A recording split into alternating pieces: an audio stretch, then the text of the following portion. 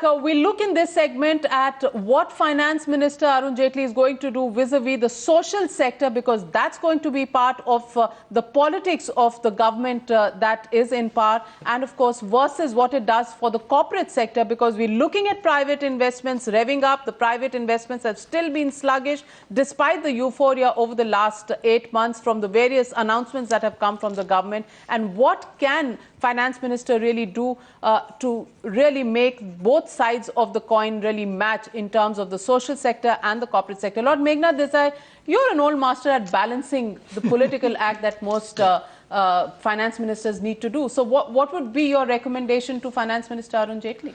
You know, how can you actually create schemes which will lower the burden of health expenditure on the poor, at the same time give incentives to the rest of the middle class and so on to direct some of their money to decent health, housing, things like that. You know, he has to do something which will be simultaneously helpful to almost all sections of the people. Because I think again and again it turns out that we are failing in health. We have created entitlements but not the resources. So government will not only have to invest in health, but encourage families to invest in health. Now that requires a little bit of cleverness in the way you design your tax incentive. And how do you think he can do that? Insurance, tax rebates for insurance schemes. He can do that, and that will be possible. And for as it were, the poorer sections, he may create some kind of a health, health handout, health cash transfer. Health handouts, cash transfers in the health segment. Dr. Rajiv Kumar, do you agree that he'll have to balance out what he wants to give to the social sector vis-a-vis what he wants to give to the corporate sector? Well, of course he will have to do that, and and I think. So how do you think he's going to balance? What are we going to see for the social sector, which he can then come up with incentives for the corporate sector? I've maintained this for a very long time, that there is not much point in pushing more good money behind bad in the social sectors. The social sectors need a very deep reform to get them working. You've got schools, but you don't get teachers into them. You've got teachers, but they don't teach. Yeah. You've got public schools, but the people there are, they prefer to send their children to private schools and the public schools remain vacant. Same thing with the health. The primary health services, the doctors are not there. That's, medicines are sold in the market, etc., etc. So I think I would really urge the government in this budget to announce a slew of reforms, institutional reforms, which will improve the delivery of health and education services from the public, from the public sector. Because unless you do that and just put more money out there, means more leakages and nothing better. The other suggestion that I have to make here is that this is a very good sphere for starting real public-private partnerships in these two sectors. And I'll give you two examples. All the district hospitals in this country are run absolutely, in a most, abysmal state. And I've heard a professor of BHU say that he made a suggestion to his vice chancellor that if you can let those premises be run by the same set of doctors for private practices in the evening, everything could change. Right? So why don't you get a public-private partnership in hospitals to hand over their management, right, under a huge regulatory scheme to get them going and to deliver better services? The same thing about universities and colleges. Most universities are now being run to the ground, provincial universities. They don't have money to run them. Why not create a public-private partnership to run them better, to utilize those facilities better, again under a very strong regulatory regime, but that is where you can make the best use of the assets you have and actually improve the efficiency of the delivery of these public services, because without that, putting just more money behind more good money behind bad is not going to solve any problem. Omkar, do you agree that that's possible to have? Yes, I agree in principle, but I do not believe that the budget is the instrument for it. Okay. It's very simple. Most of these things, education, except for central universities and central schools, health, except for the few central hospitals, all of these are within the domain of the states. Yeah, but the base. But the budget can announce a set of incentives that they will match everybody who does that sort of thing. I think, Rajiv, not enough thought has got into it. The end product is, if I see an incentive, big health incentive in this budget, other than a health insurance scheme for the poor, I would be worried that there's a handout which will go nowhere. I completely So we're divided agree. in opinion. No, I completely agree with Rajiv. It The requires basic premise you agree with, but you don't think it's it has still to in be a done. stage where it can be Much done. more homework needs Yes, to be of course. done before it is executed in a way Absolutely. in which the center has some writ over it. It can, no?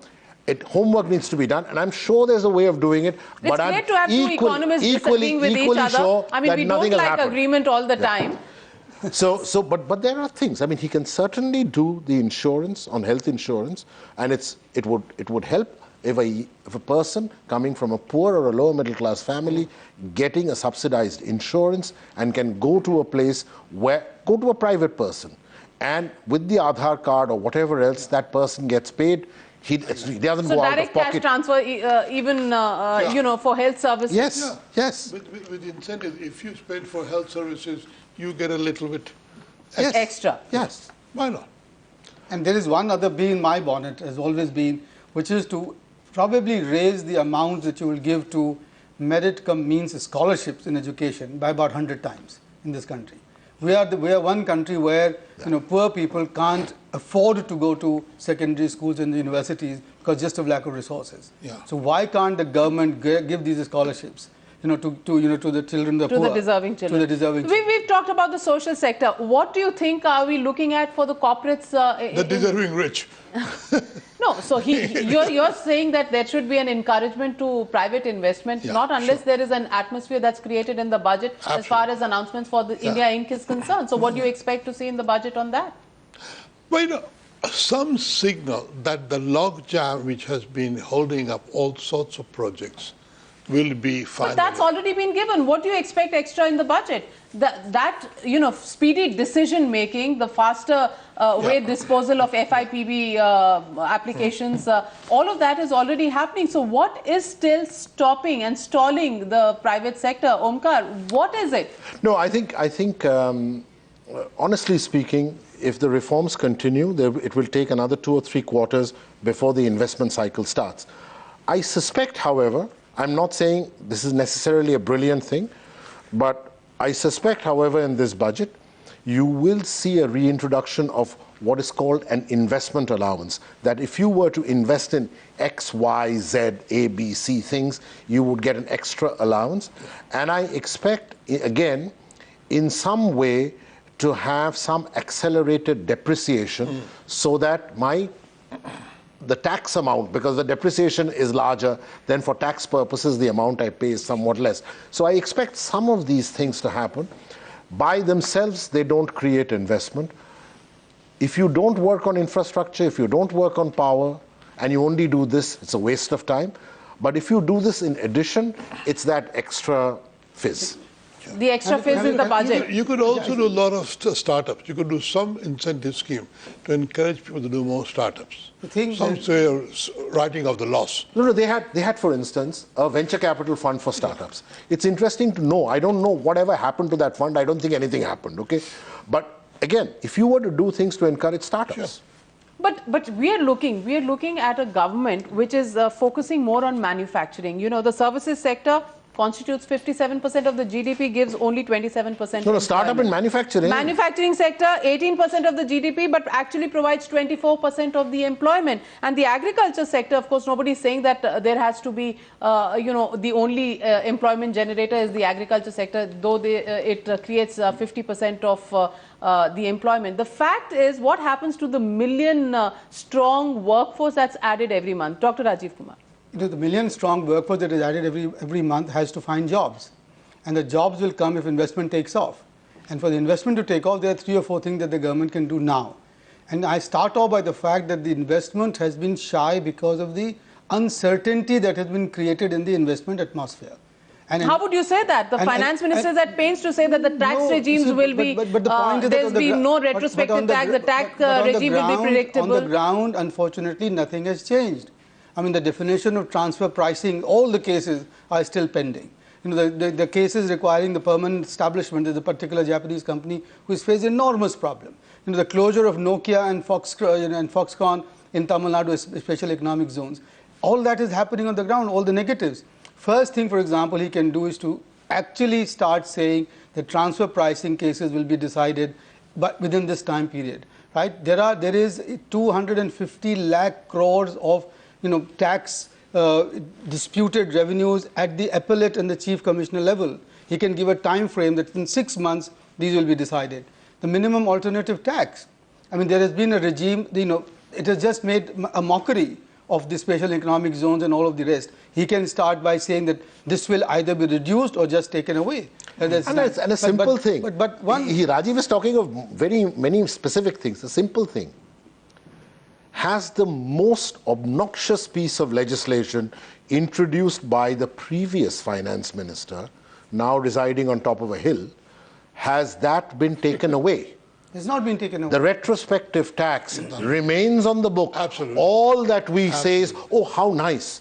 Vodafone's decision of the High Court was not taken to the Supreme Court. Navika, So you're saying an announcement, just taking that off the book in itself Starting will be a of the starter? direct tax. When he starts the direct tax section, if his first para is, last year I had to still understand the implications of it, I am now completely convinced that this is not a right tax for the growth of India. I am therefore pleased to announce that the retrospective tax legislation... But I thought that was out. a given. Lord Meghnad Desai, isn't that a given? The fact that they haven't gone and appeal in the Vodafone... No, that's not enough. That's not enough. I tell you what.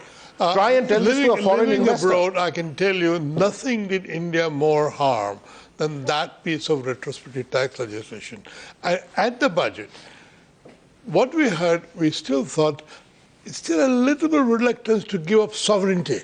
More what he's saying, we're not going to do it, but we're not going to give up the power to be able to do it sometime in the future. That is what creates uncertainty. That's why people don't trust India. You disagree with him? no, I don't at all.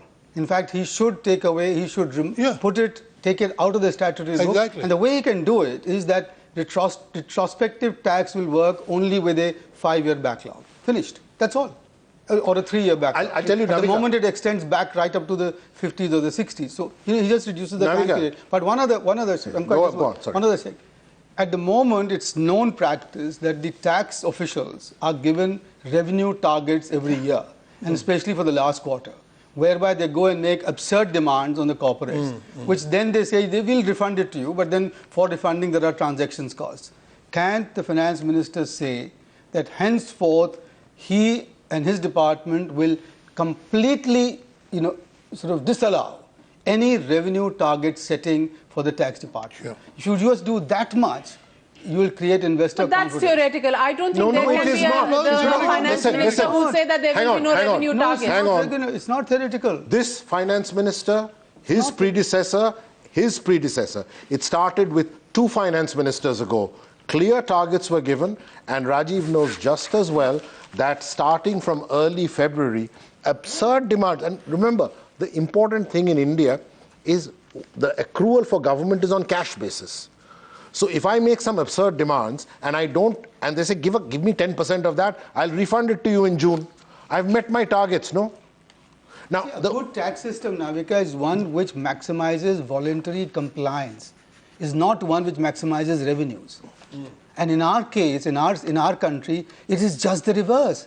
Voluntary compliance It's very is brave minimal. of economists to say that revenue targets are not something that the finance minister should set, but can a finance minister really dispense with them, given the fact that he is a big accounting balance sheet where he has to provide for the poor, where he has to provide for the middle classes, where he has to keep money for public investment, where he has to give out all those schemes which are still going on. We haven't even talked about the Manrega, we've not talked about the food security bill. All of that needs provisioning of money. And can a finance minister say no to revenue targets? Well, that's something that the finance minister will need to think about. We'll slip into a short break, but coming up on the other side of this break, we'll look at what finally the finance minister can do in this budget, which will be path-breaking and something that will make people to sit back and notice that Narendra Modi and the Arun Jaitley team has delivered a big bang, big dream budget.